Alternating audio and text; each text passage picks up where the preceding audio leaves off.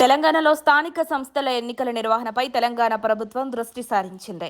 ఈ క్రమంలోనే రాష్ట్రంలో త్వరలో పంచాయతీ ఎన్నికల నగారా మోగనుంది. జనవరి 14న పంచాయతీ ఎన్నికల నోటిఫికేషన్ విడుదల చేసేందుకు రాష్ట్ర ప్రభుత్వం కసరత్తు చేస్తోంది. 3 విడతల్లో పంచాయతీ ఎన్నికలు జరగనున్నట్లు తెలుస్తోంది. ఫిబ్రవరిలో ఎన్నికలు మొదలు కానున్నాయి. ఇదిలా ఉంటే ఈసారి పంచాయతీ ఎన్నికల్లో 3 పిల్లల నిబంధన ఎత్తివేయనున్నారు. అలాగే రిజర్వేషన్లలో మార్పులు చేర్పులపై రాష్ట్ర ప్రభుత్వం కసరత్తు చేస్తోంది. కాగా రాష్ట్రంలో కులగణన పూర్తి చేసిన తర్వాతే పంచాయతీలకు ఎన్నికలు నిర్వహిస్తామని ఇప్పటికే సీఎం రేవంత్ రెడ్డి పలు సందర్భాల్లో ప్రకటించారు. దీనికి అనుగుణంగానే కులగణన కోసం ముందుగా కొత్త బీసీ కమిషన్ను ఏర్పాటు చేయనున్నారు. దీనికి సంబంధించిన బిల్లును వచ్చే అసెంబ్లీ సమావేశాల్లో ప్రవేశపెట్టి ఆమోదింపచేయాలని ప్రభుత్వం భావిస్తోంది. ఈ ఏడాది జనవరి 31తో సర్పంచుల పదవీ కాలం ముగియడంతో అప్పటి నుంచి గ్రామాల్లో ప్రత్యేక అధికారుల పాలన కొనసాగుతోంది.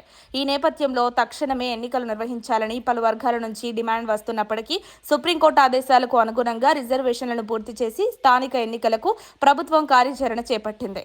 ప్రస్తుతం ఉన్న కమిషన్ గడువు ఆగస్టు 31వ తేదీతో ముగిసింది. కొత్త కమిషన్ చైర్మన్, సభ్యులపై సీఎం రేవంత్ ఇప్పటికీ ఒక నిర్ణయానికి వచ్చినట్లు తెలిసిందే. త్వరలో కొత్త కమిషన్ను ప్రకటిస్తామని సీఎం రేవంత్ రెడ్డి ఇటీవల చెప్పారు. దీంతో పంచాయతీ ఎన్నికలు ఎప్పుడనే చర్చ రాజకీయ వర్గాల్లో జోరుగా నడుస్తోంది. ఎన్నికలకు 15 రోజుల ముందుగా షెడ్యూల్ వెలువడుతుంది.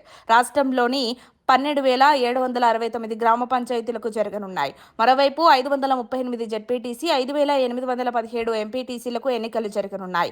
ఈ ఏడాది జూలై 2తో జెడ్పీటీసీ, ఎంపీటీసీల పదవీ కాలం ముగిసింది. పంచాయతీల పరిధిలో సర్పంచ్ ఎన్నికల తర్వాతే ఎంపీటీసీ, జెడ్పీటీసీల ఎన్నికలు నిర్వహించాలని ప్రభుత్వం భావిస్తున్నట్టు సమాచారం.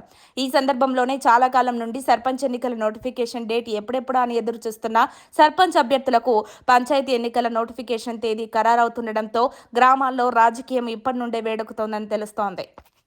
మరిన్ని అప్డేట్స్ కోసం మా కాయ్ టీవీని సబ్స్క్రైబ్ చేసుకోండి. మా వీడియో కనుక మీకు నచ్చినట్లయితే లైక్ చేయండి, షేర్ చేయండి. మీ విలువైన అభిప్రాయాలను కామెంట్ బాక్స్లో తెలియజేయండి.